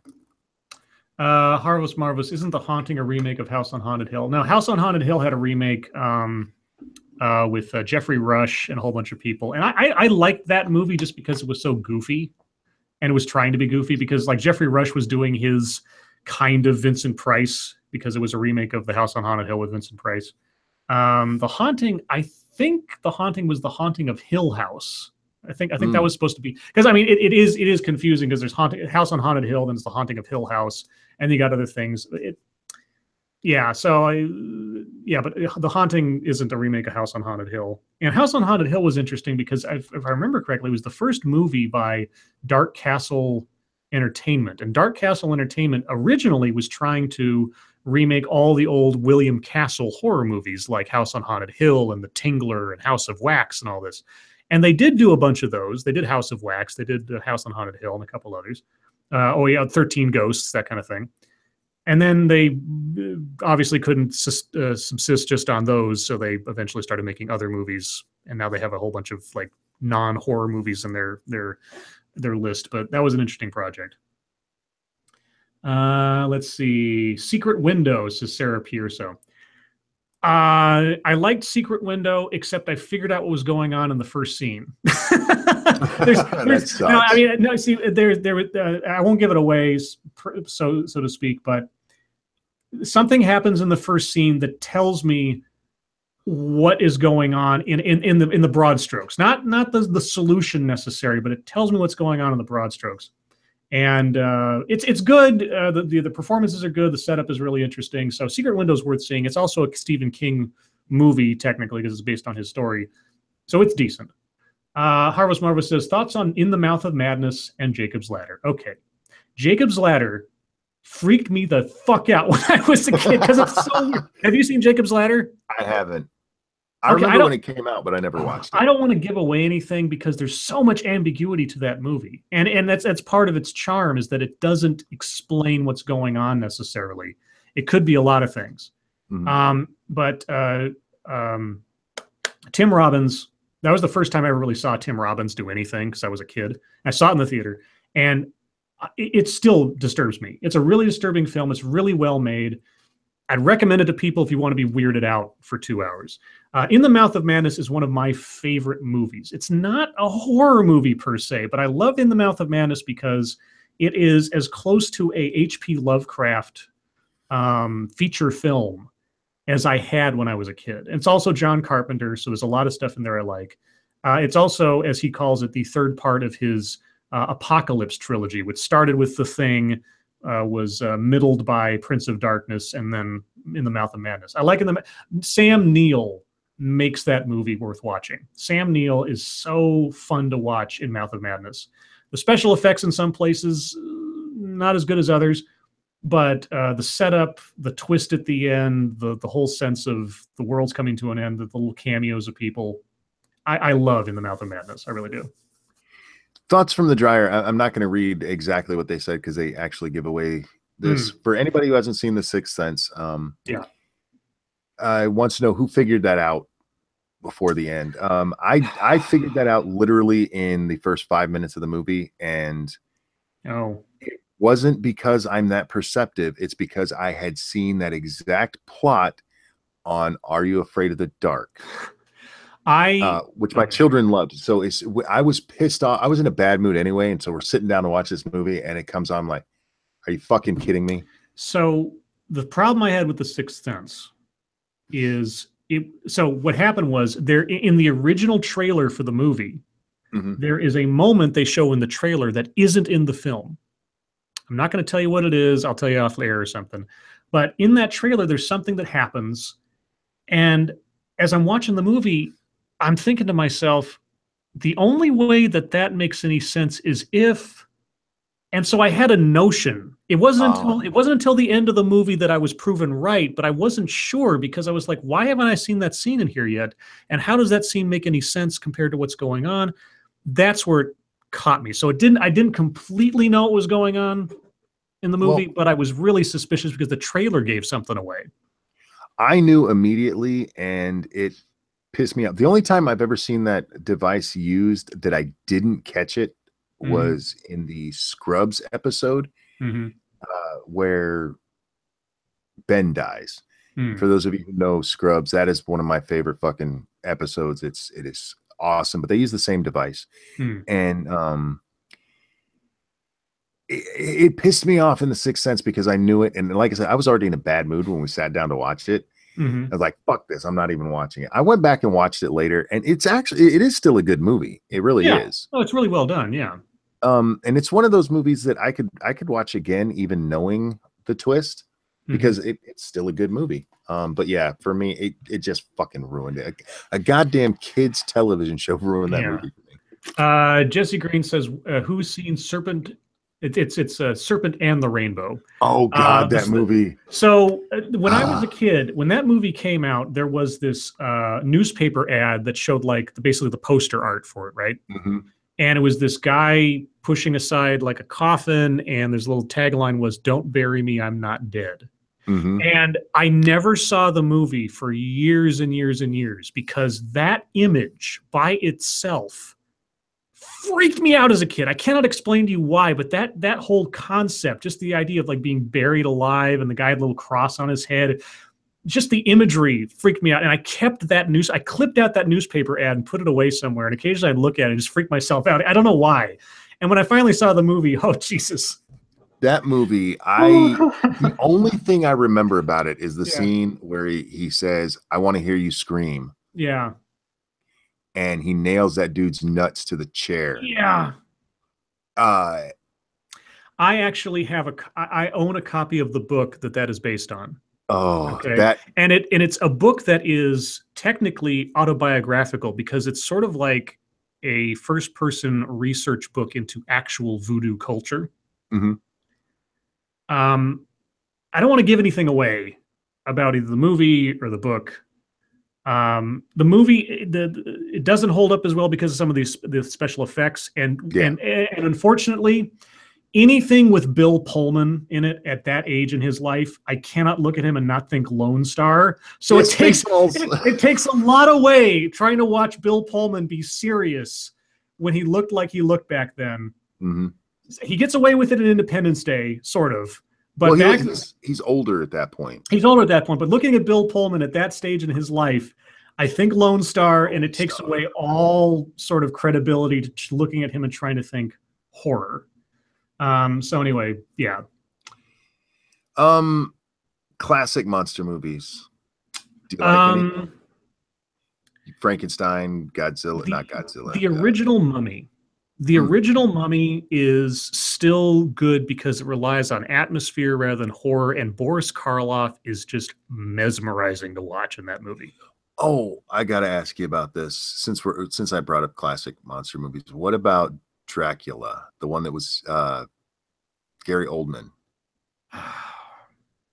That movie pissed me off. It's so goofy. The imagery. I mean, if it hadn't been for like the big poofy, I mean, the fuck happens to his head? I know. So Keanu Reeves was completely miscast. Yes. First and foremost, it should not have been Keanu Reeves as Jonathan Harker. Okay, at all in any way, shape, or form. The visuals used to set up Dracula, his armor, his hair. Gary Oldman. Okay, Gary Oldman did amazing at just being a chameleon in that movie. Okay, just being like different people and different things and the costumes they gave him. But the imagery and the casting for the characters that you're supposed to care about was completely off and just failed that flick. Francis Ford Coppola went, I mean, he was on an acid trip or something when he was like, what shall Dracula look like the first time we meet him? Oh, let's make him look like a red-robed Emperor Palpatine with poofy hair. Like, no. Yeah, no, that's not Dracula. That's not Dracula. It looks like some crazy old, like, cross-dressing old man. Like, no. Yeah, yeah. It could have been better. Sucked. Fernandez says Japanese horror movies. I like the American remakes. Yeah, there was one. There was one called The Eye. It's about a lady who loses her eye. She gets an eye transplant from a donor, and then she starts seeing things through that eye. Oh, yeah. It's actually it's really creepy. The ending is like a lot of Japanese horror movies, way too happy. I mean, it's really, really bright and happy and everything. And everybody lived happily ever ending. And it's aside from that, it's an interesting movie. Let's see. Harvest Marva says, have you guys seen Split yet? Yes, I watched Split not too long ago. Actually, we talked about this. It's as a standalone, it's interesting. It's really interesting to watch. When you get to the very end and you find out what the real situation is, I won't give it away if anybody hasn't even seen it yet. It got me more excited because, again, I don't want to give it away. if Monkey doesn't know what I'm talking about, I will tell him. No, I know what you're talking about. I still haven't seen the movie. I don't know if I will watch it. It doesn't really appeal to me. I've heard it's very good. It's good. It's decent. Yeah. But I'm excited about the ending. Jesse Green says, what about Horror of Dracula? Yeah, any of the old Hammer horror movies. It depends on which one you're talking about. Different ones hold up as they are versus others. I liked the Christopher Lee stuff, especially the early stuff. And I like that the Wolfman one. Excuse me. But it's a mixed bag. I mean, there's some people that are really crazy for Hammer horror stuff, and I appreciate just like the lengths and the acting. Like having Peter Cushing playing Van Helsing or Dr. Frankenstein and stuff is fun to watch, but they vary on how good they are as far as like standing up today. Let's see, The Living Skeleton that I quite liked says Malachite. Never heard of that one. Skeleton Key. If you haven't seen Skeleton Key, that's a good supernatural thriller. That's came out in the early 2000s. It's got Peter Sarsgaard in it and a couple other people that you might recognize. So yeah, I'd recommend Skeleton Key. That's decent. Ranting Monkey, have you seen Don't Breathe? Says Sweeper Steven. I've heard of it. I've heard it's good. I haven't seen it. Not that I remember. Yeah, it just came out a couple years ago. The setup is interesting. Casting is interesting. I've heard good things. I still haven't seen it. Let's see. Harbos Marvos asks, can you consider having an alien in a movie as a horror, or is it simply sci-fi? You could absolutely do horror with an alien. Yeah, I think the first Alien movie was a horror movie. Yeah, absolutely. I mean, it was body horror. It was, it was a slasher film in a lot of ways. Again, darkness and isolation. But yeah, it's good. Admiral Thunder, but he says Bloodbath at the House of Death, starring Vincent Price. You could sit here for 20 hours talking about how many horror movies Vincent Price has been in or done. I haven't seen anywhere near enough of them to call it 1%. I've seen a lot of Vincent Price movies, but let's see. Oh, what about let's stop for a second and talk about zombie movies. I'm not a big zombie fan. Move my I know I've seen back in wow, God, it's been ages. Your classics, Night of Living Dead, and those, and then you get to like 28 Days Later, and I'm not zombies don't frighten me at all. And the one thing I do like is that they finally let zombies start walking a little faster, but in doing so, they've also ruined what zombies are. Yeah. The appeal of a zombie is that it's Jason. It's that slow fucking walk that no matter what you do, they're gonna get you. Yeah, zombies were the slow encroaching death. That was the thing. Is like it doesn't matter that they don't move fast. They just keep on coming and they don't stop. Dawn of the Dead and Night of the Living Dead and Dawn of the Dead are the two, basically the only two zombie movies I need. The opening of Dawn of the Dead is weird for me because it's so, for me at least, it so effectively sets up an emergency end of the world scenario because you're stuck in this little TV station with these people and they're talking about, what's going on outside, and it all feels very desperate. Mm-hmm. And that's how the movie starts. And of course, it becomes a sort of comedy sort of thing over the course of time. But it's also real in the sense that at a certain point, it's like, okay, the zombies are there. What are we going to do? We just got to, move on without them, or with them or without them. We can't do anything about it. When they introduced fast zombies with 28 Days Later, that's where everything took a turn. And then when the Dawn of the Dead remake also had fast zombies, I was like, oh fuck no. I understand why they did it. I do. But it does. It ruins the whole concept of a fucking zombie. Well, 28 Days Later wasn't about zombies per se. And the reason that they move fast is explained by the reason that they are the way they are. The other thing, too, is that in 28 Days Later, they die off. They're not zombies. They're not supernaturally undead. They're just rabid people, basically. And if they don't eat after a certain amount of time, they just end up dying. So it's like one big sort of, it's sort of a virus/zombie movie without the supernatural element to it. Sort of.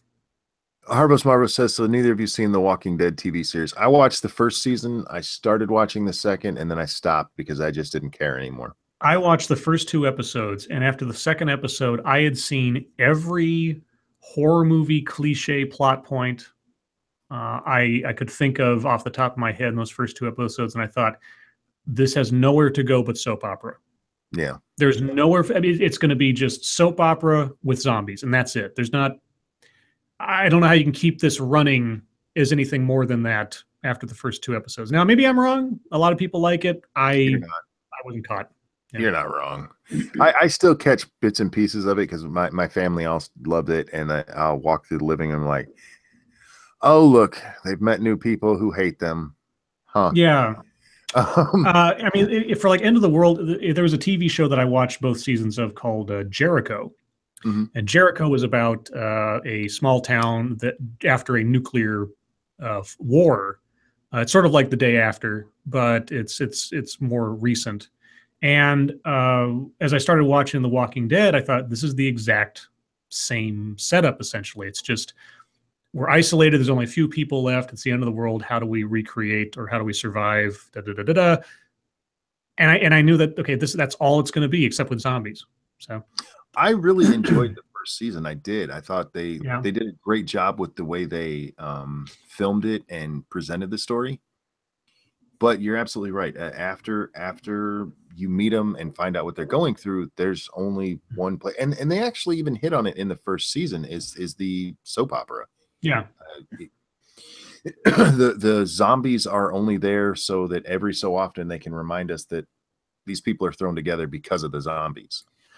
Let's see. Jesse Jess. There is a Jesse Jess, but this is Jesse Green. Jesse Green says, "How about the Crazies?" Seen that one? I actually really like the Crazies. The remake. The original I haven't seen, but the remake was actually really good. And if you haven't seen it, I would suggest you do. It's decent. It's a decent thriller / horror movie. I liked it. I haven't seen Crazies. I've seen Crazy People, and I'm still looking for it on DVD. Yeah, good luck. Adrian Blom says 30 Days of Night is a good movie. I like 30 Days of Night. I'm a big vampire freak. I liked Vampire the Masquerade, of course, and so I like vampire movies in general. 30 Days of Night is one that I really like. Its direct-to-video sequel is actually not that bad.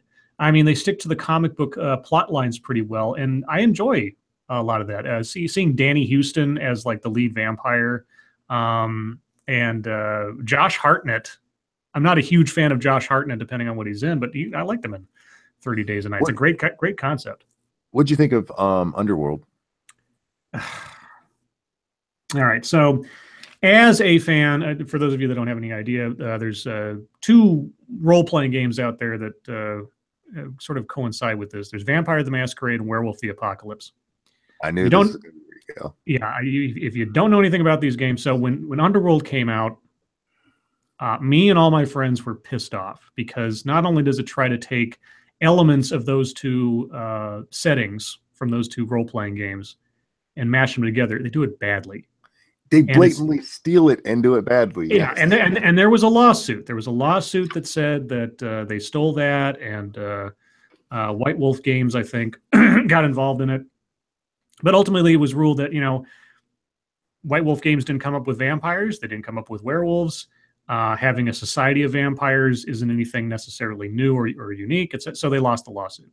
Mm-hmm. All the same, I have seen most of the Underworld movies. I didn't like any of them. I mean, because there's the thing about Vampire the Masquerade I love is the fact that, there is daylight occasionally, mm-hmm. and vampires can't operate in daylight, and they have to function in a world where at least for 3/4 of the day they can't do anything. Underworld, it's never daytime. It never comes up. It almost never becomes a plot point. There's never a second. Anyway, yeah, I could go on, but action vampires, no fan. I liked what they tried doing.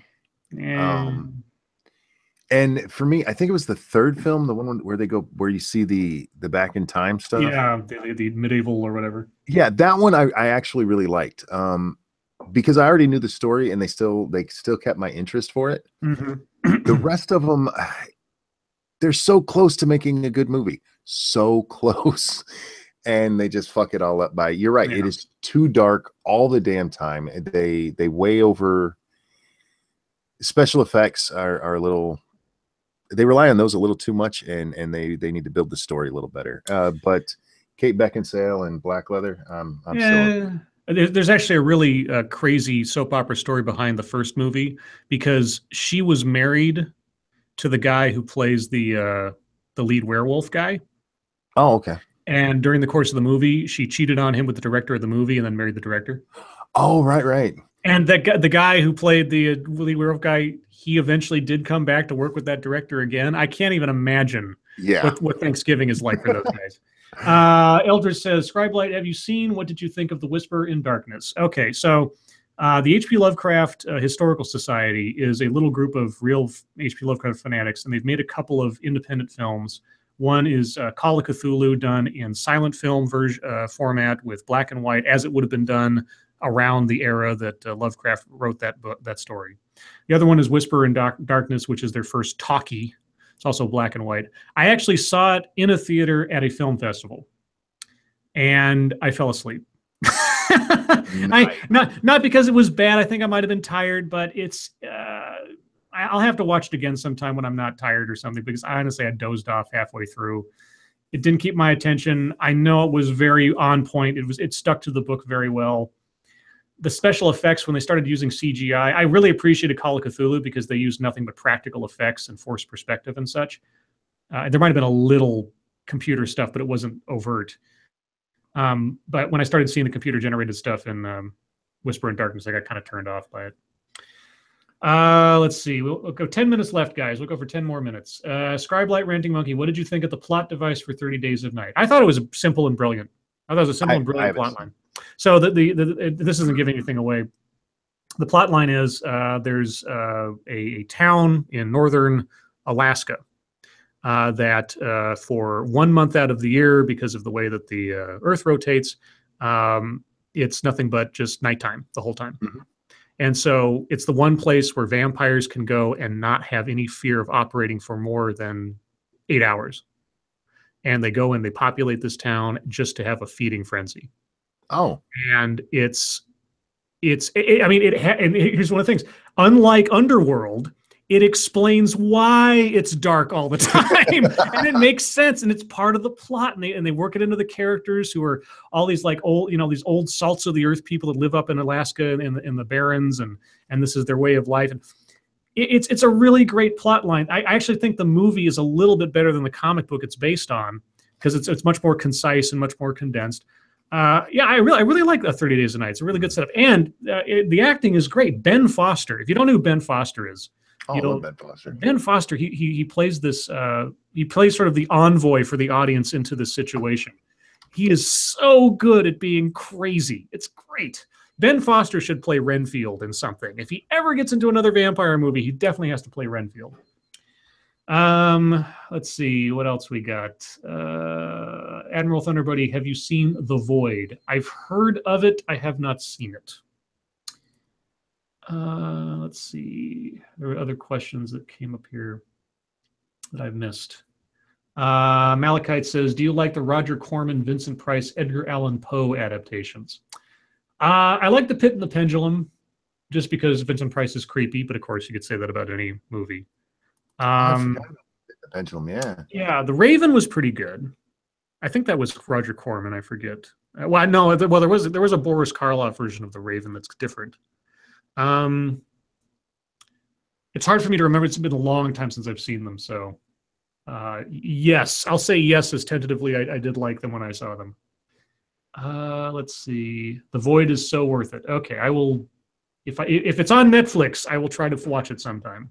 But Monster Squad. Okay, real quick, let's talk about Monsters. Have you seen Monster Squad? I have not.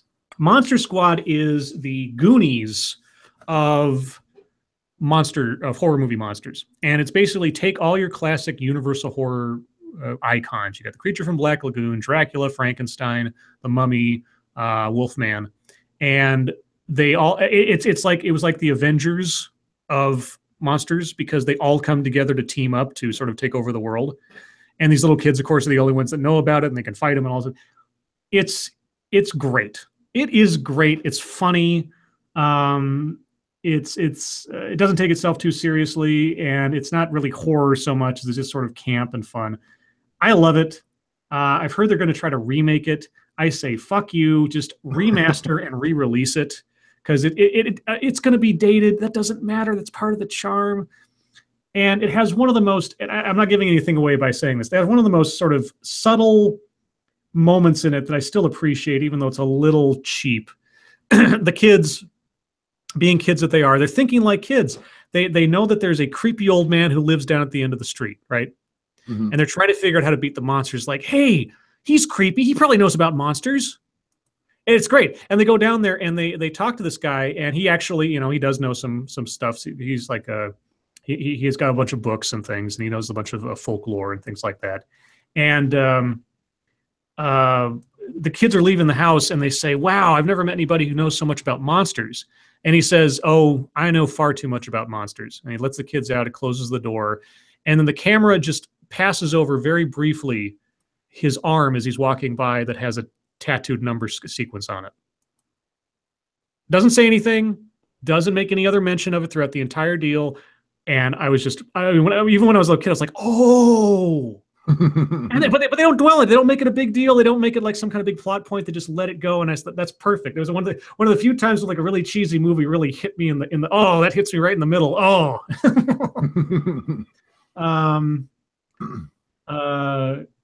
Oh, well, actually, my favorite line from Monster Squad is "Wolfman's got nards." That was the best line. It was so good. Yeah, exactly. Crack said it a minute ago. I missed it, but yeah, that's great. Wolfman's got nards. Yeah, when they shoved the dynamite down his pants. Oh, that was great. I love it. What else? Yeah, Monster Squad. Let's see. 5-minute warning, guys. Anything else? Dead Snow. Ah, yes. Nazi zombies. I saw that once a long time ago. It was entertaining because it was so goofy. But yeah, I mean, it's not horror per se. It's horror comedy, if anything else. Mm-hmm. What else? Gosh. Okay, so what horror movie do you wish they would remake that they haven't?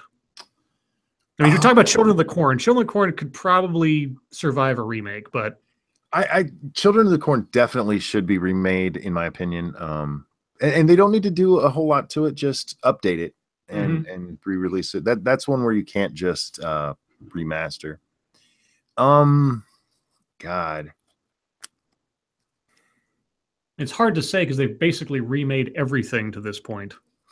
You know what? And this is going strictly on memory because it's been years and years and years since I've watched it. But I wouldn't mind a remake of House. And not the one about the doctor. No. I'm still kicking myself because Walmart had House and House 2 on a 2-pack. And I should have bought the damn thing. I don't think they could get away with making it just because of the association I just mentioned. Right. But yeah. It's one of those movies I didn't want to ruin my childhood memory of. Because I know, thinking back to it, that it's dated as fuck. Yeah. The effects from it but it was a good movie. It was a good time, as I recall. Crack says thoughts on Fright Night. The original, I like it still, even though it's cheese, just because Roddy McDowall is so much fun to watch, and Chris Sarandon is the vampire. He's always really fun to watch. The remake, don't even bother. Not even worth the time. The sequel, You know what movie I almost bought the other day, and it's not technically horror, but I do love it, and it is Movie Monster. I almost bought Once Bitten. Oh God! They had it at Best Buy. That's where they had it, and I was, oh damn it! I keep kicking myself for not getting these movies. I got to just start picking them up. Harvos Marvos says, "What about a remake of The Bad Seed?" Harvos, it was called The Good Son with Macaulay Culkin. You know, where he tries to kill Frodo. Definitely. So, if you want to see Macaulay Culkin like be creepy, I mean, the 180 from Home Alone, except that instead of trying to kill people with traps as comedy, killing people with traps as horror, then yeah, watch The Good Son. Innocent Blood. Okay, so that is a vampire movie that's interesting. It's John Landis. It's the protagonist is the vampire. It's corny, but it involves mafia vampires, which I really appreciate. And Robert Loggia's in it, and it's really entertaining. If you haven't seen Innocent Blood, it's weird, but I'd give it a shot. Stepfather movies. The first Stepfather's great. The original Stepfather is great. Still freaks me out. That part where he's like losing it down in the basement when he's getting his identities mixed up. Oh, he's so good. I'm never a fan. Not even the first one? No. I thought the first one was great. Even though it's really... sorry. There's a lot of these kind of movies that I'm not necessarily a fan of. I might even have enjoyed them the first time I watched them. But to me, for a movie to be good, I have to be willing to really watch it a second time. And yeah, those ones I mean, okay. Yeah, the first stepfather I still like. Even though it's really weird, the daughter in that I think is supposed to be like 15 or 16. But they have a scene where she's naked in the shower. Oh. Even though the actress isn't 15 or 16. So it's a little weird. What was the movie? Oh, what was the movie with John Lithgow has a split personality? Who's the killer? That's called Raising Cain, and that is a very underrated movie. Again, it's one of those situations where it's kind of hard to watch John Lithgow without thinking of Third Rock from the Sun or Buckaroo Banzai or something. But Brian De Palma directed that one. It's very underrated. I still love it. If you can find a copy somewhere, I'd say go for it. Guys, it is the end of our usual 2-hour routine. Thank you guys so much for coming out to listen to us babble about horror movies today. I hope you enjoyed it. If you heard anything about we were talking about movies you haven't seen, give them a shot, unless we told you not to, obviously. And then stay away. Yeah, and so 'tis the season. We're all of 9 days away. 9 days away from Halloween. So you've got a little bit over a week to binge on horror movies, and God knows Netflix has them. Excuse me. For the record, we will probably not do one of these next week. I hadn't even told you about this. My father-in-law is coming into town. Oh, so I'm going to be out of town myself. So cool. So we'll pick back up after Halloween sometime. We'll let you guys know when. And I don't think we have a movie identified yet for that. So we'll keep an eye out for something. We'll let you know. Anyway, thank you so much, guys. Hope you all have a safe and happy Halloween. Monkey, thank you for joining me. And we will see you guys next time. Bye-bye. Bye, guys.